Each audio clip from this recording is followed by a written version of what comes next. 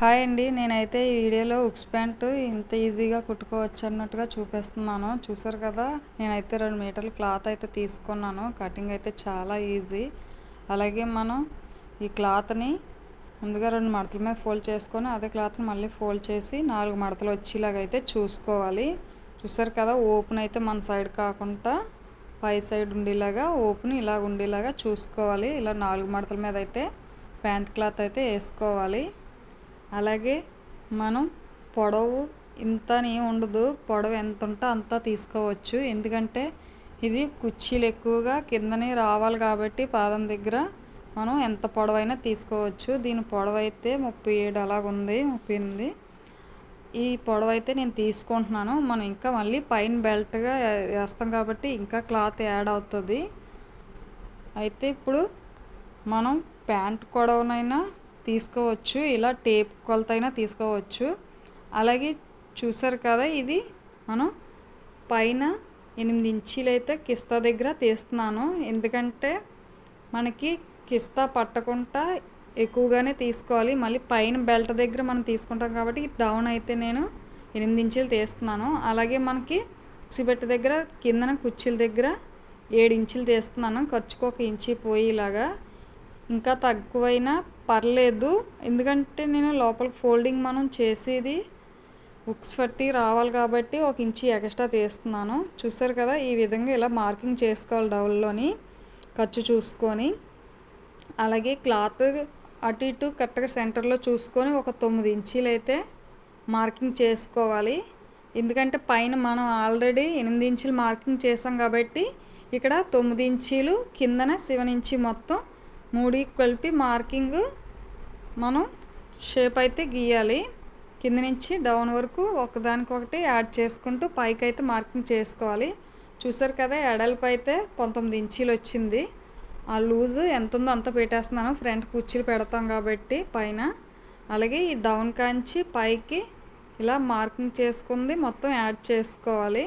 ఆ చివర దానికి 8 ఇంచీ మార్కింగ్ చేసిన దగ్గరికి యాడ్ చూసారు కదా, ఈ విధంగా మనం ఇలా పైకి యాడ్ చేసుకోవడమే. ఇలా మార్కింగ్ చేసుకున్నాం కదా, అలాగే మనం డౌన్ నుంచి కటింగ్ అయితే చేసుకోవాలి. ఆ ఎక్స్ట్రా క్లాత్ ఉంది కదా, అది పై పార్ట్ అయితే మనం కటింగ్ చేసుకోవాలి. ముందైతే కింద పార్ట్ కటింగ్ చేసుకుందాము. నేను ఎలాగైతే మార్కింగ్ చేశానో అదే విధంగా కటింగ్ చేశారంటే చాలా పర్ఫెక్ట్గా వస్తుంది ప్యాంట్ అయితేని. కాకపోతే చూసారు కదా, నేను ఖర్చుకి 1 ఇంచీ అయితే ఎక్స్ట్రానే తీసాను. మరి అది ఎలుపు ఎక్కువగా కావాలి లావుగా ఉన్న వాళ్ళకైతే మనం ఇంకా ఎక్స్ట్రా కూడా క్లాత్ మనం 1 ఇంచీ పెంచుకోవచ్చు. అలాగే ఇది పర్ఫెక్ట్ సైజు, ఎవరికైనా సరే సరిపోద్ది. ఇప్పుడైతే మనది ఇలాగా డౌన్ అయితే కటింగ్ చేసుకున్నాం కదా, చూసారు కదా ఏ విధంగా వచ్చిందో. ఇది మనం ముందుగానే ఈ కొలతలు అయితే డౌన్లో చూసుకొని ఒకే విధిగా తీసుకోవాలి.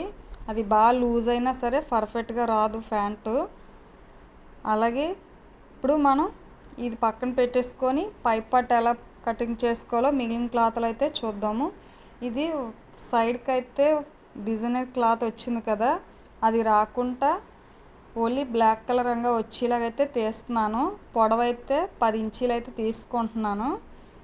అలాగే మనకి పైన ఈ సైడ్ లూజ్ ఉందో ఎంతవరకు ఉందో 10 ఇంచీలు ఉందో లేదో చూసుకోవాలి. ఈ లూజ్ అయితే 12 ఇంచీలు వచ్చింది. 12 ఇంచీలు అయితే పర్ఫెక్ట్గా సరిపోద్ది. అవి మొత్తం 4 పీసులు వస్తాయి కాబట్టి ఒకటొకటి జాయింట్ చేస్తాం కాబట్టి సరిపోద్ది. మనం పొడవు 10 ఇంచీలు తీసుకొని ఎడల్పు అయితే 12 ఇంచీలు చూసుకొని ఇలా కటింగ్ చేసుకోవాలి. చూసారు కదా, ఏ సైడ్ కటింగ్ చేసుకొని ఇలా ఎక్స్ట్రా వస్తే ఖర్చుని కటింగ్ చేసుకోవాలి. మొత్తం మనకి ఇవైతే 4 పీసెస్ వస్తాయి. 4 కూడా మనం జాయింట్ చేసుకోవడమే. అలాగే పైన ఒక 2 ఇంచీలు బెల్ట్కి పోద్ది కాబట్టి ఫోల్డింగ్కి 1 ఇంచీ లోపల ఫోల్డ్ చేసేస్తాం కాబట్టి అది కరెక్ట్గా పై పార్ట్కి అయితే సరిపోద్ది. చూసారు కదా, ప్యాంట్ కటింగ్ అయితే అయిపోయింది. ఈ విధంగా పైన వస్తుంది, అది కిందది. అలాగే ప్యాంట్ కటింగ్ అయితే మనకు అయిపోయింది. ఇది కుట్టిన ప్యాంటు, అదే క్లాత్. చూసారు కదా, ప్యాంట్ అయితే చాలా బాగా వచ్చింది, ఇలా ఓపెన్గా వస్తుంది. అలాగే కుట్టిన వీడియో కూడా మీకు కావాలంటే లాంగ్ వీడియో అయితే ఆల్రెడీ పెట్టాను, నచ్చితే లైక్ చేయండి.